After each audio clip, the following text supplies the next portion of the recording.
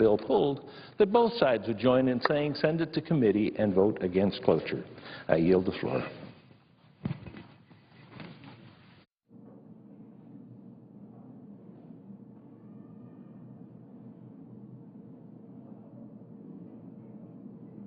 Mr. President.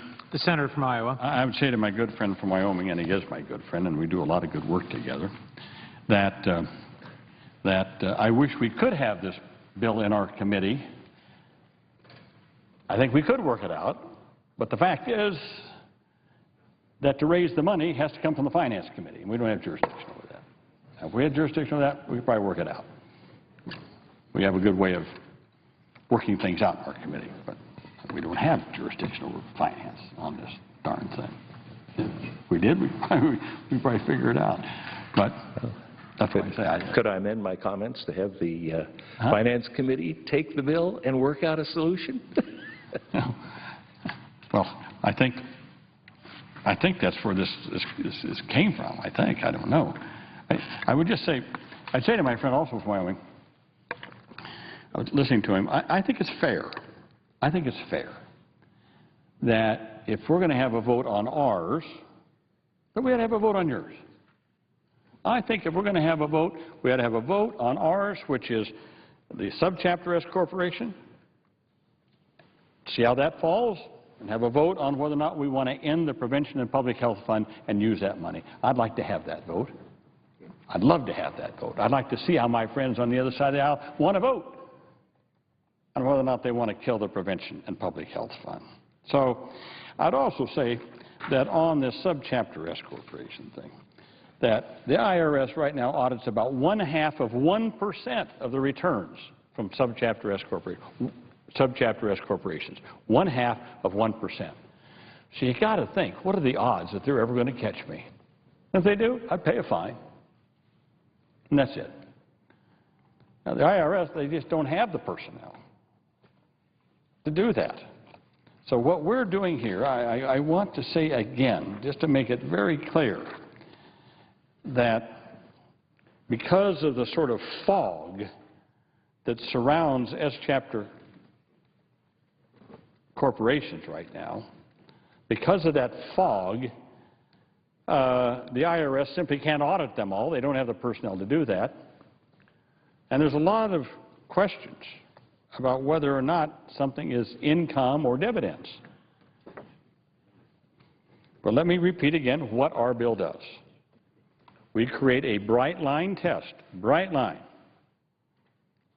It affects only a narrow class of Subchapter S corporations. It affects only professional Subchapter S corporations, those engaged in professions such as doctors, lawyers, accountants, consultants, lobbyists, where the gain is due to the professional work. This provision does not include Subchapter S gains from unrelated retail, wholesale, or manufacturing activities. The provision only covers Subchapter S corporations where there are 3 or fewer stockholders. It only covers those earning more than $250,000 a year as a joint filer. And it only covers the portion of the gains that come from professional services. So if a Subchapter S company has income that is partially from professional activities, such as lobbying, and partially from other activities such as real estate investments, the investment income does not fall under the rule.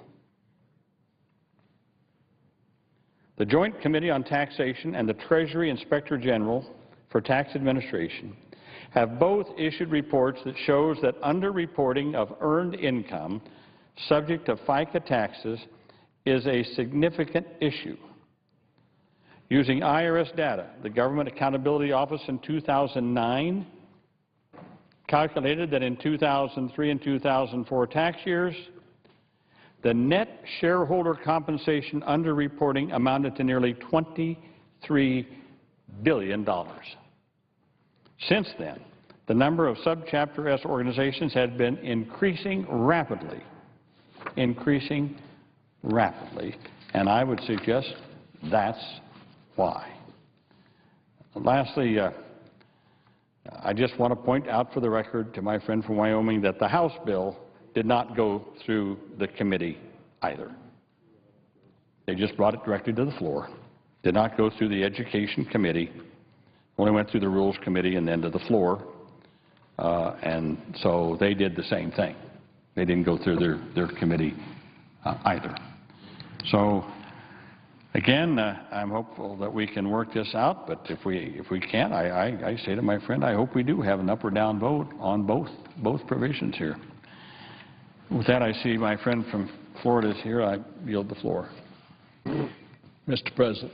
The Senator from Florida. Thank you, Mr. President.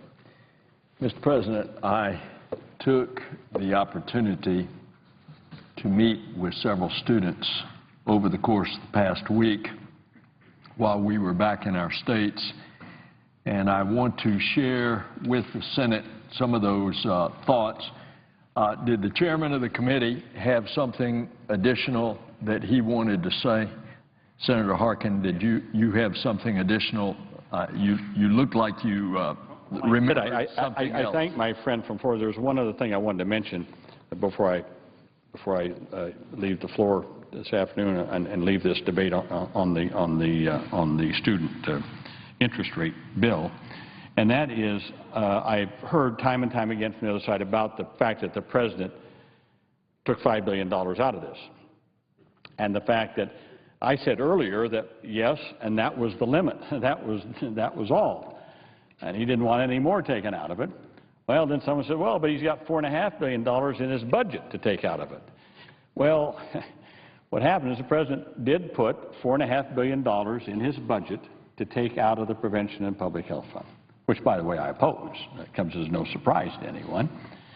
Then when the House and Senate earlier this year were engaged in negotiations on extending the unemployment compensation and also the payroll tax deduction, when we were engaged in that, they put that on the table. The President stuck with his $4.5 billion. The Congress added another $500 million, and they come up with a $5 billion cut to the Prevention and Public Health Fund. So the President said, well, okay, that was in our budget. If you want to use it for that, use it for that, but no more. As I said, we have a statement of administration policy that says that if this is in the bill, the President, if the elimination or any cuts to the Prevention and Public Health Fund are in here, he will veto the bill. And I just wanted to make clear that that $5 billion and the $4.5 billion are one and the same. They're not $9.5 billion that he wanted to take out of the Prevention and Public Health Fund. I wanted to make that clear. I thank my friend from Florida for giving me this time to clear that up. And I thank the chairman and the ranking member, the senator from Wyoming, for all of their hard work on bringing this important legislation to the floor. Did the senator from... Mr. President, I would just ask consent that my remarks appear before the senator from Florida took the floor, so it would be connected to my earlier remarks and not disjointed. Without objection. Thank you, Mr. President. I wanted to add and try to paint a personal face of some of the students that I had met with this past week on how it's going to impact them.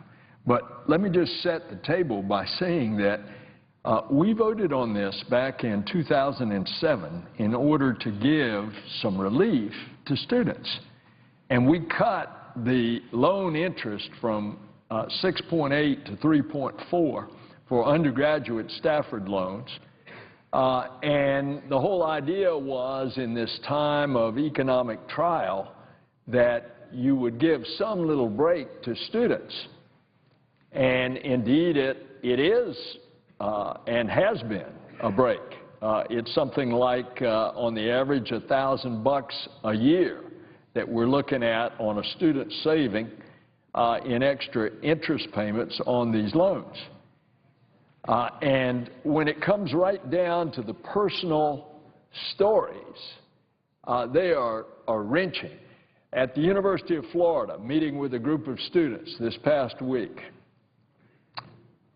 a young woman, I won't use her name because she just broke down in tears And she pointed out how not only did she have Stafford loans, but that her mom, who had gone through school as an adult raising a family, had gotten a degree in computer science, could not get a job, was going back to school because she had an LPN associate degree and wants a registered nurse degree where she can get a job.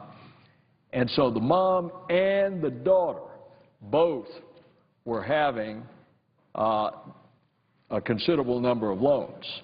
And this young woman just absolutely broke down as to what it was going to be in the way of financial burden. Over at the University of South Florida in Tampa, the student body president, Matthew Diaz, said, "You're cutting down on the dreams of an entire generation."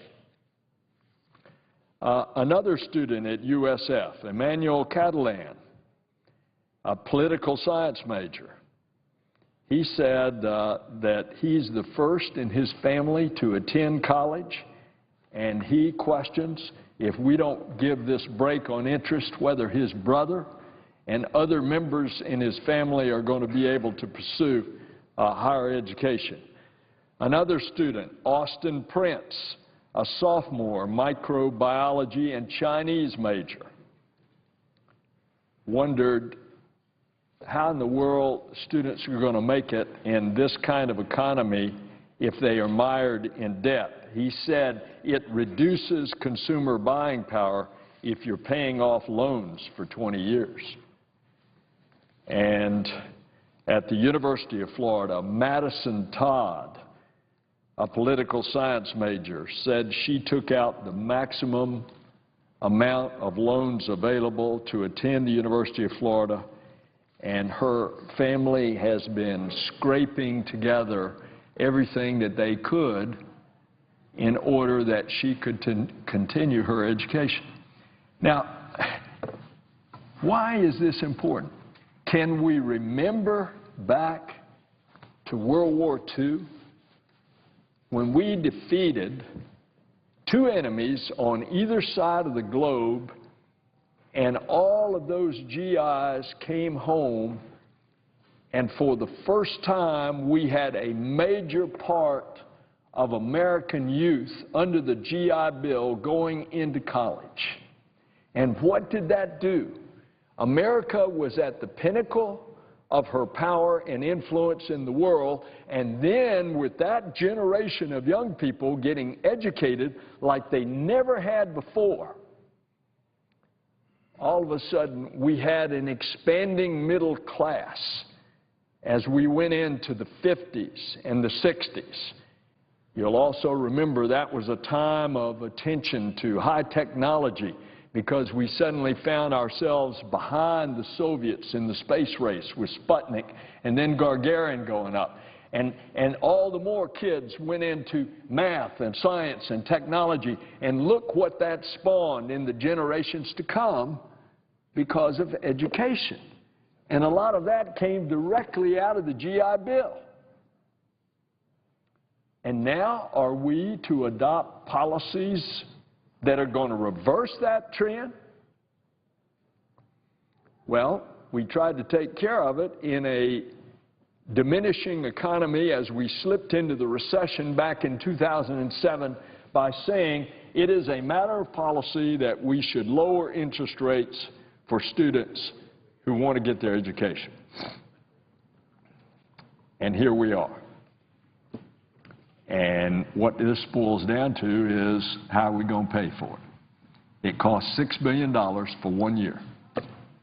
Now, the House of Representatives has taken a position, and that's been discussed here. Their position is to take it out of the health care bill. Well, when you take it out of the health care, you're taking it out of diabetes screening, heart disease screening, cancer screening for breast and cervical cancer. Do we want to do that? I don't think so. Do we want to take it out of anti-tobacco programs to try to keep kids from getting hooked on tobacco? I don't think so. Do we want to take it out of childhood immunizations, where the spending of $1 on childhood immunizations by the federal government saves the government $16 in the long run? That's a ratio of 1 to 16 because of children not getting the diseases that they were immunized for. Do we want to take it out of that? I don't think so. So what have we come up here with in the Senate?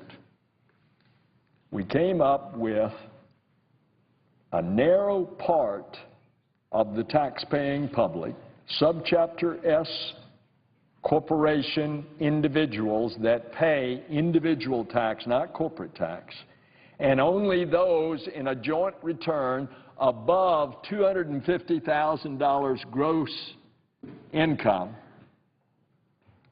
And they would do what?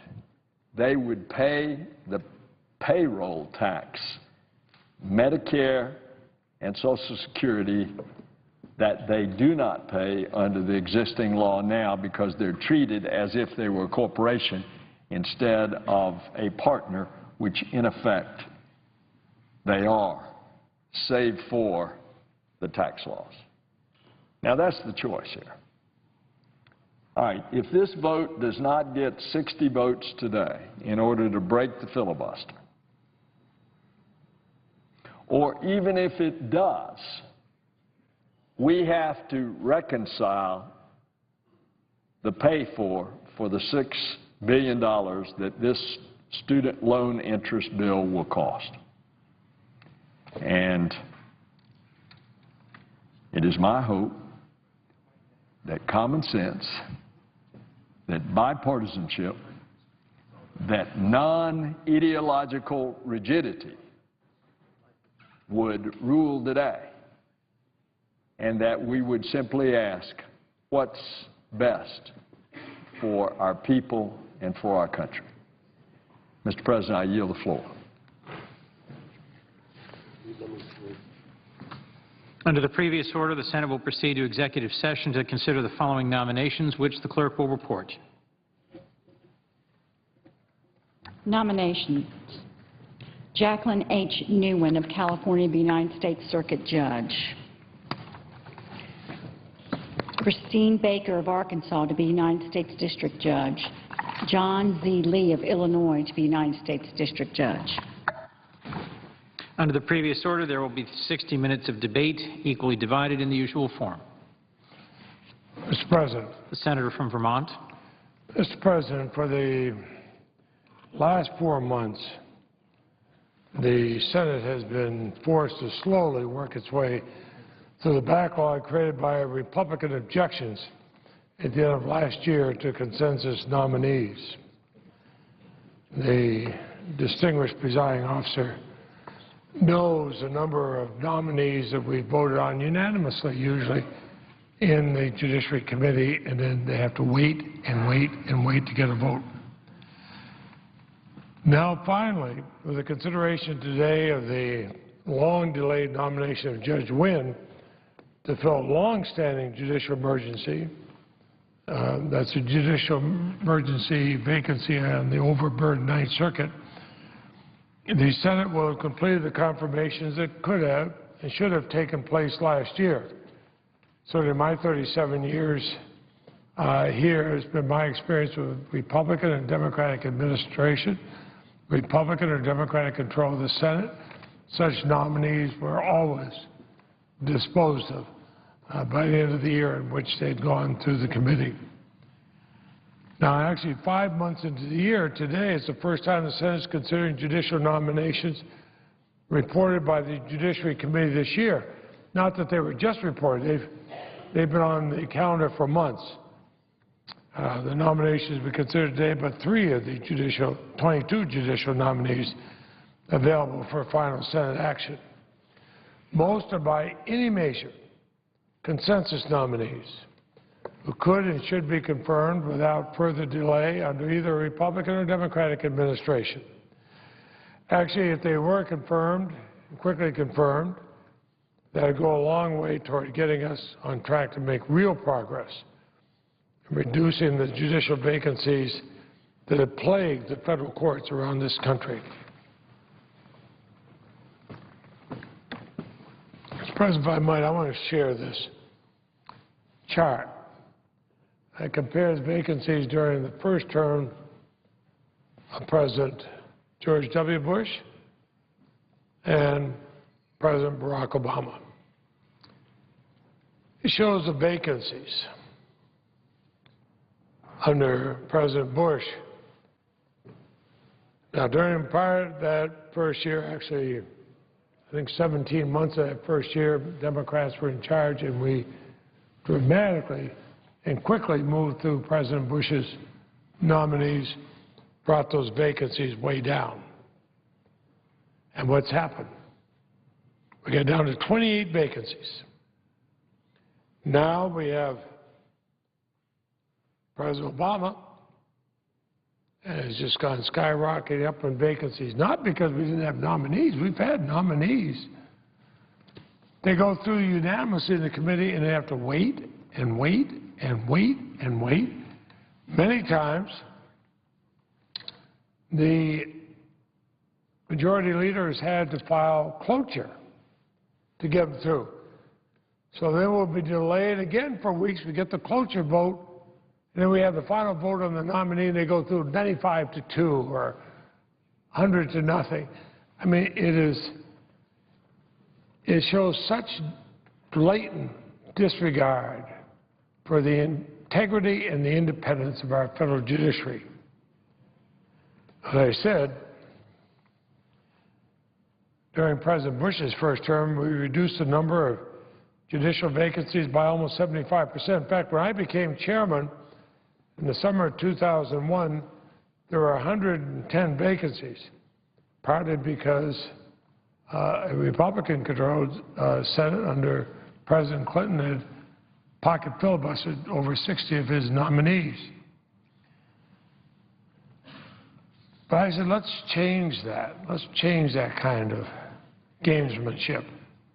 And so as chairman, I worked with the Bush administration and senators from both sides of the aisle to confirm 100 judicial nominees of a conservative Republican president in 17 months. And you can see on the chart, as I mentioned before, look how that slope came straight down. I mean, that's a steeper slope than some of the ski slopes in Vermont. And when we were in the minority, we continued to work with Senate Republicans and confirm President Bush's consensus judicial nominations well into 2004, a presidential election year. In fact, at the end of that first term of President Bush, the Senate acted to confirm 205 circuit and district court nominees. Now, the chart notes where we stood in May 2004, having reduced judicial vacancies under 50 on the way to 28 in August. But look how little has been done now. Look how long vacancies have remained near or above 80 during the 4 years of President Obama's first term. Not because the nominees weren't there, they are, but because they are stalled beyond any amount of time that any president that I can remember has had them stalled. I came here, President Ford was president. Nobody was stalled that long. Again, if we could move forward to Senate votes on the 22 judicial nominees ready for final action, the Senate could reduce vacancies to less than 60 and make progress. Also, today marks the first Senate action this year to address the needs of the Ninth Circuit, by far the busiest federal appeals court in the country. Actually, the busiest appeals court practically any country. The Senate should have voted the long-delayed nomination of Judge Jacqueline Nguyen of California to the Ninth Circuit over 5 months ago. Incidentally, back then it was reported unanimously, every single Republican, every single Democrat on that committee voted for her. Her nomination is one of 3 Ninth Circuit nominations currently pending and awaiting a Senate vote to fill these judicial emergency vacancies. And with nearly 3 times the number of cases pending as the next busiest circuit, we can't afford to further delay Senate votes in the other 2 nominations. To the Ninth Circuit, Paul Watford of California reported favorably by the committee over 3 months ago. Or Andrew Hurwitz of Arizona reported favorably over 2 months ago. And given that all 3 are superbly qualified mainstream nominees with bipartisan support, the long delays that plague these nominations are hard to understand.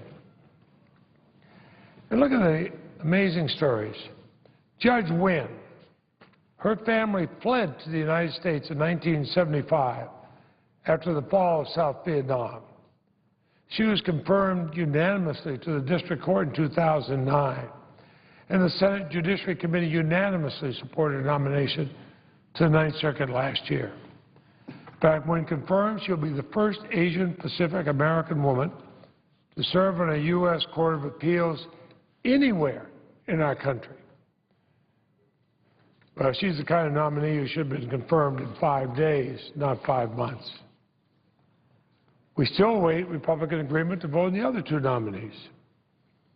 Nominees would never have been considered controversial during any administration, Republican or Democratic. Paul Watford was rated unanimously well qualified by the ABA Standing Committee on the Federal Judiciary. That, incidentally, is the highest, as the distinguished presiding officer knows, the highest rating possible. He clerked at the United States Supreme Court for Justice Ruth Ginsburg, on the Ninth Circuit for now Chief Judge Alex Kozinski. He was a federal prosecutor in Los Angeles. And I do have a special place in my heart for prosecutors. He has the support of his home state senators and bipartisan support from noted conservatives. Justice Hurwitz is a respected and experienced jurist in the Arizona Supreme Court. He also had the highest rating possible and unanimously. I should also note, this is not a partisan thing. His nomination has the strong support of both his Republican home state senators, Senator John McCain and Senator John Kyle. Now, when the majority leader and the Republican leader came to the interim understanding in March, it resulted in votes on 14 of the 22 judicial nominations, then awaiting final consideration. The arrangement, unfortunately, took months to implement. The Senate could have done it in hours. So he could have easily done it on Friday afternoon. And because it has taken so long, the backlog of judicial vacancies and judicial nominees continue. So we're right back where we started. We got 22 judicial nominees awaiting action. I know the majority leader is working to continue seeking Republican agreement to debate and vote on the remaining judicial nominees. It shouldn't require overcoming a filibuster and political partisan standoffs for the Senate to do its job, promptly considering judicial nominations, especially as many of them have bipartisan support. You know, I've said many times, Mr. President, people of our states elect us and expect us to come here and vote yes or vote no. By stalling these things and not bringing them to a vote, we get to vote maybe. What a way to do something. Does that mean that we can then go back home and say, oh, I'm looking at this, I might vote or I might not vote? No. Vote yes or vote no. I hope we wouldn't have no votes on any of these. I'll respect somebody who step and do it. I don't have any respect for saying, we'll vote maybe. We'll just hold in limbo. We'll vote maybe. No. American people expect us, 6-year terms, to at least have the courage to vote yes or no. Despite 2004, with President Bush being a presidential election year, we were able to reduce vacancies to the lowest level in 20 years. 2008, another presidential election year, we continued to work to reduce judicial vacancies right through to October, and we're able to reduce judicial vacancies back down to 34 vacancies. I accommodate Senate Republicans actually continue holding expedited hearings and votes on judicial nominations into September of 2008. So let's go back to what we were certainly willing to do for a Republican president. And today's votes have to be a starting point for considering this year's judicial nominations.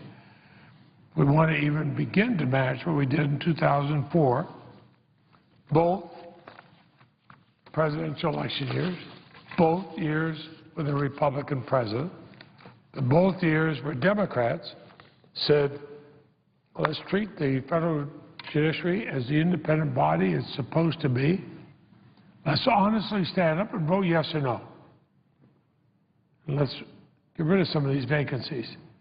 Because every court that has a vacancy means that people are being denied justice. It's not a question of, well, we'll let Democrats go to this court, or we'll let Republicans go to this court, or we'll let independents go to this court. No, they're American taxpayers. They paid for these courts. They'll at least have a judge in them. President, ask my full statement be made part of the record. Without objection. And, Mr. President, I suggest the absent quorum and ask consent that the time be divided equally. Without objection. Clerk will call the roll. Mr. Akaka.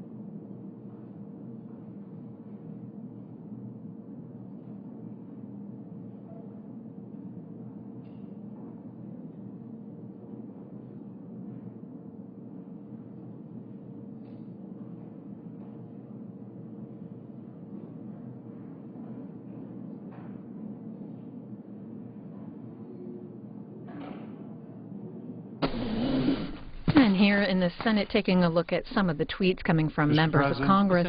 Earlier, the senators were working on a bill to prevent student loan interest rates from returning to their former rates, which would effectively double them in July. As United States District Judge for the Eastern District of Arkansas, Chris Baker is a great lawyer, recognized by her peers as well as legal organizations for her dedication to litigation on a wide range of issues, from deceptive trade practices to First Amendment matters.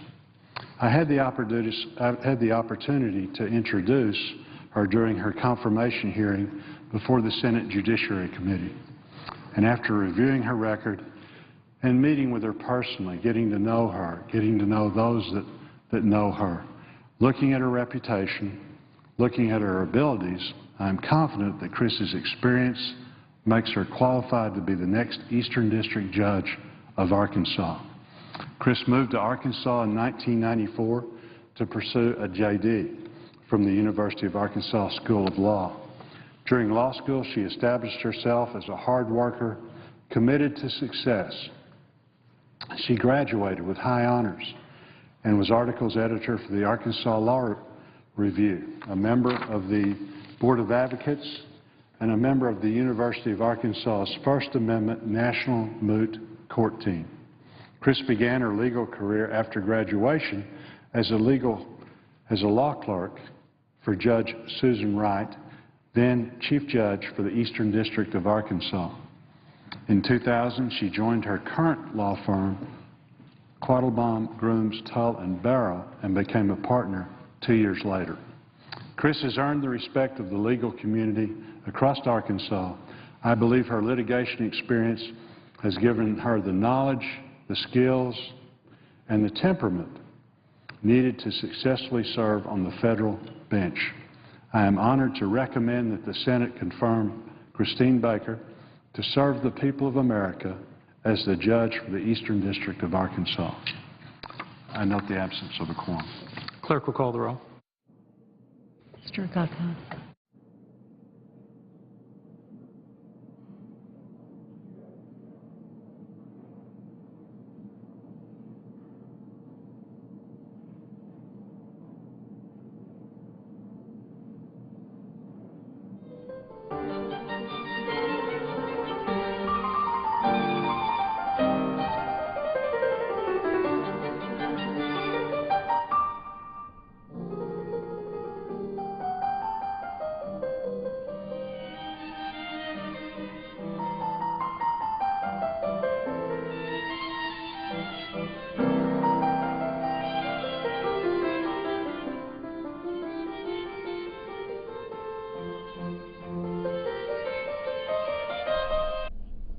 And work now in the Senate taking up 3 judicial nominations. The judges up for consideration are Jacqueline Nguyen for the Ninth Circuit, which is based in San Francisco, Kristine Gerhard Baker up for the Eastern District of Arkansas, and John Lee, who was nominated to the Northern District of Illinois. Over on the other side of the Capitol, the House is working on a number of suspension bills, one that would open the Southwest waterfront in Washington, D.C. for development, and using the Capitol for some upcoming public events. And we've also got live coverage right now on our companion network, C-SPAN 3. The House Budget Committee is taking a look at a replacement bill for the Defense Department budget cuts that were required under the last budget deal. That markup is underway, and again, that's on C-SPAN 3.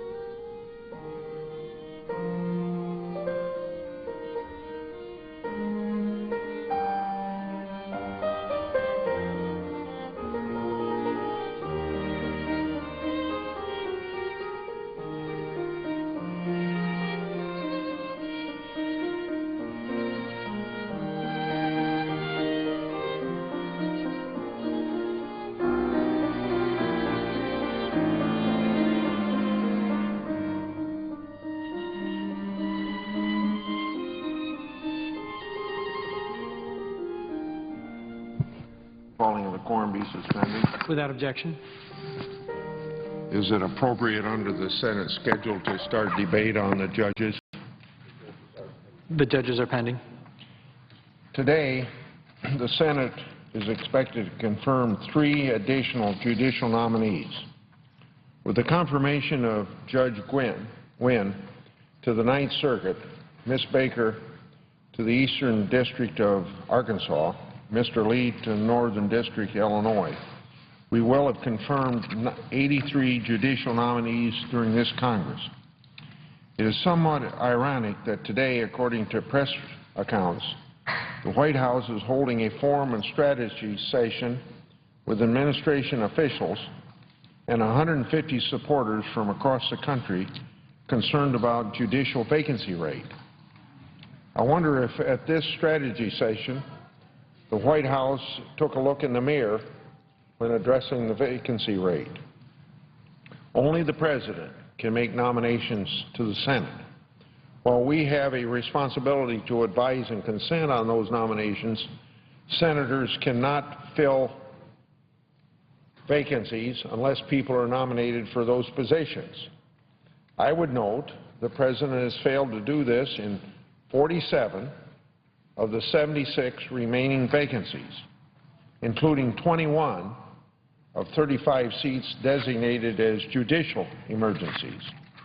This was more than 60% of the current vacancies with no nominee.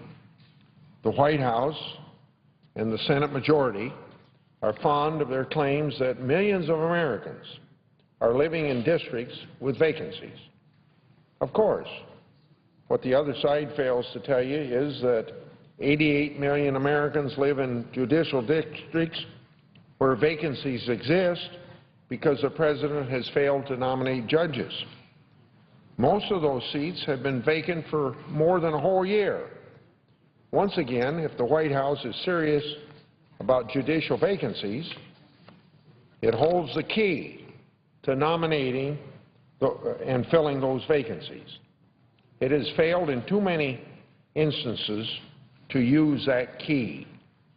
Furthermore, according to press accounts, in its invitation, the White House accused Republicans of subjecting consensus nominees to unprecedented delays and filibusters. This is a statement without factual basis and ignores the record of judicial nominations.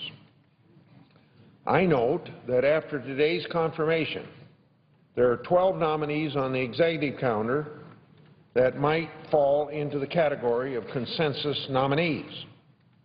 7 nominees on the calendar had significant opposition in the committee and clearly are not consensus nominees. The substantial majority of those 12 nominees were reported out of committee fewer than 10 legislative days ago. Not only is there no filibuster against any of the consensus nominees, but I am not sure how there can be any accusation then of delay, and particularly partisan delay. Let me remind my colleagues on the other side of obstructionism, delay, and filibusters, which they perfected. The history of President Bush's nominees to the Ninth Circuit provides some examples. President Bush nominated 9 individuals to the Ninth Circuit. 3 of those nominations were filibustered. 2 of those filibusters were successful. The nominations of Carolyn Kuhl and William Gary Myers languished for years before being returned to the President. A 4th nominee, Randy Smith, waited over 14 months before finally being confirmed after his nomination was blocked and returned to the President. After being renominated, he was finally confirmed unanimously. President Obama, on the other hand, has nominated 6 individuals to the Ninth Circuit. Only one of those nominees was subject to a cloture vote. After the vote failed, the nominee withdrew.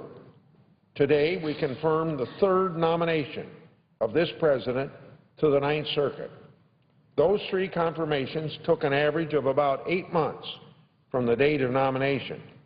For all of President Obama's circuit nominees, The average time from nomination to confirmation is about 242 days. For President Bush's circuit nominees, the average wait for confirmation was 350 days. One might ask why President Bush was treated so differently, with so much more delay, than this president has been treated or his nominees treated. Another example of past Democratic obstruction and delay is in Arkansas. Today we confirm President Obama's nominee to the Eastern District, Arkansas, within about 6 months of her nomination. I would note that President Bush's J. Leon Holmes sat on the executive calendar for more than 14 months awaiting confirmation. From nomination, his confirmation took over 17 months. Again, why was President Bush's nominees treated worse than this president's nominees? I can only conclude that the White House has selective memory or different definition when it accuses Republicans of unprecedented delay and obstructionism.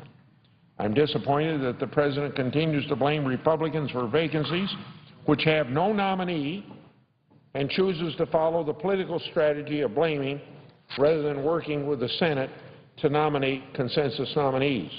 In other words, why isn't the President, instead of having a conference on while there's judicial vacancies, taking the same amount of time to work up a few more to get the names up here so that we can work on them?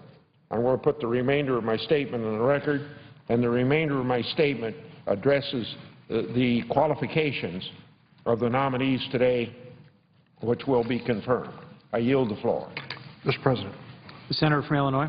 Mr. President, I rise today to speak in support of the nomination of John Lee and Jay Tharp to serve on the District Court for the Northern District of Illinois. I have listened carefully to the statement made by the ranking Republican on the Senate Judiciary Committee. I would note several things. First, at this point in President George W. Bush's first term, the Democratic Senate had approved 30 more judges that have been approved under the current situation with this divided Senate.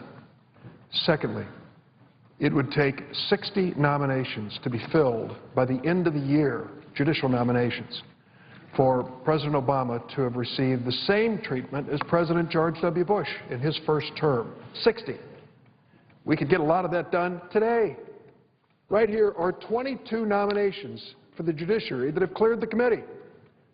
If the senator from Iowa would like to come to the floor and join me, we can make a joint unanimous consent request to bring all 22 up immediately. Every one of them, all of whom have cleared the committee. And those senators who want to vote against those nominees, do so. Vote no. But unfortunately, as we can see from this calendar, the names of the nominees languish on this calendar for months, literally for months, and many times pass with a voice vote or unanimous vote. It really does not speak well of this process that we have reached this point, this slowdown. What many Republicans are waiting for is a so-called Thurman rule. It's not a rule written in the book, but it refers to Senator Strom Thurmond of South Carolina, who kind of announced at one point in his career, we're going to stop considering judges as of a certain point in an election year. I've been in the Senate a few years, and I've heard so many different explanations about what the Thurman rule really means. I'm not sure anyone really knows. All we know is that in a political campaign year, politics rules. And in this situation, many of the Republicans are holding up perfectly fine nominees approved by Democrats and Republicans in committee for no other reason but the hope that they can win back the White House in November and fill the nominees with their favorites. I don't think that's fair to the nominees who've gone through the process, many of whom have cleared a bipartisan vote and should be voted on in a timely fashion. Let me speak to a particular issue that's addressed today by the nominee that's before us. There are two nominees I've mentioned from Illinois to fill vacancies in the Northern District, John Lee and Jay Tharp. The Chief Judge of the Northern District, Jim Holderman, sent a letter to me and Senator Kirk in February calling for Mr. Lee and Mr. Tharp to be confirmed without delay because of the heavy caseload in this court. Senator Kirk and I decided to work together on a bipartisan basis, and we did. We had a process that we both agreed on. He picked a group, a bipartisan group, to come up with his nominee. I did the same on my side. But the understanding was, at the end of the day, neither of our nominees would move forward without the approval of the other senator. So, in fact, they were bipartisan choices, both of them. John Lee is my choice. Jay Thorpe is Senator Kirk's choice. We both support one another's choice. We believe both of these nominees have the experience, qualifications, temperament, and integrity necessary to serve in the federal judiciary. Mr. Lee and Mr. Thorpe were both nominated on November 10th, 2011, 6 months ago. They appeared together at a hearing before the Judiciary Committee in January. They were both reported out of committee in February in a bipartisan voice vote. Now, there was an agreement reached between Senators McConnell and Senator Harry Reid, the majority leader, about the nominees that we brought for a vote. I was surprised when it was announced in March that the Lee and Thorpe nominations, which had been together all through the process, were separated. The deal or arrangement called for John Lee to be scheduled for a confirmation vote by May 7th. But at the insistence of the Republican leadership, Senator McConnell, the deal did not include all the nominees on the Senate calendar, and it did not schedule a vote for Mr. Jay Thorpe, Senator Kirk's nominee. I believe that they should be confirmed together, just as they were nominated together and went through the committee together.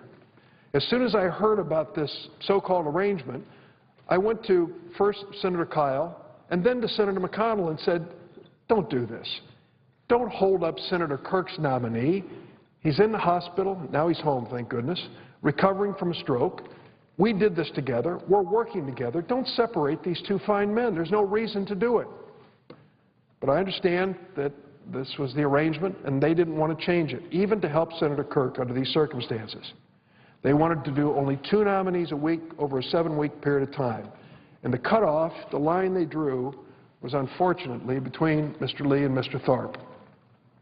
Well, I was going to make a unanimous consent request today to include Mr. Thorpe along with Mr. Lee on the vote that we're about to take. There's only one reason I'm not. We have received an ironclad assurance from the Senate Republican floor staff that Mr. Thorpe is going to be called on a timely basis during this work period. I'm going to hold them to it. I don't want to embarrass anyone, but it bothers me that the nominee of Senator Kirk is being held up by the Republican side of the aisle when it should be voted on today. There is no reason why it should not be voted on today. We should vote for both of them. But because a word has been given to me by a staff member whom I respect very much, I won't make this unanimous consent request. But let me say this. If something happens, I don't know what it might be, but I hope it doesn't, but if something happens, I'm prepared to come to the floor and make that unanimous consent request, not only on behalf of Senator Kirk, but on behalf of my state and behalf of my own interest in making sure that our federal judiciary has a complement of qualified people. Let me say a few words about each nominee. Extraordinarily good nominees. John Lee was nominated to fill the spot that Judge David Carr held. Mr. Lee is currently a partner at the law firm Freeborn & Peters, where he practices primarily in commercial litigation.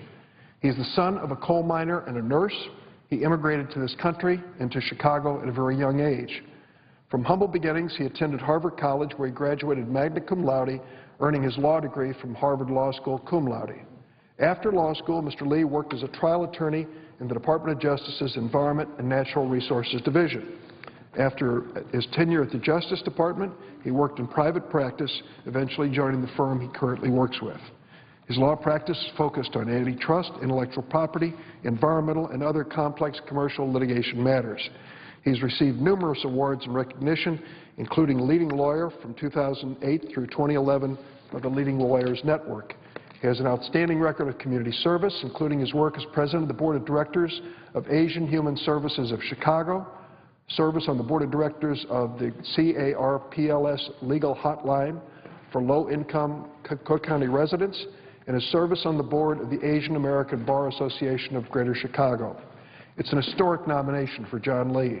Upon confirmation, he would be the first Korean American ever to serve as a federal Article III judge in Illinois and only the second to serve in that capacity in our entire nation's history.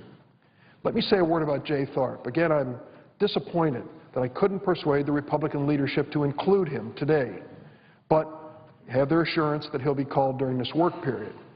Jay Tharp was nominated to fill the Chicago District Judge court judgeship, opening by the the senior status of Judge Blanche Manning.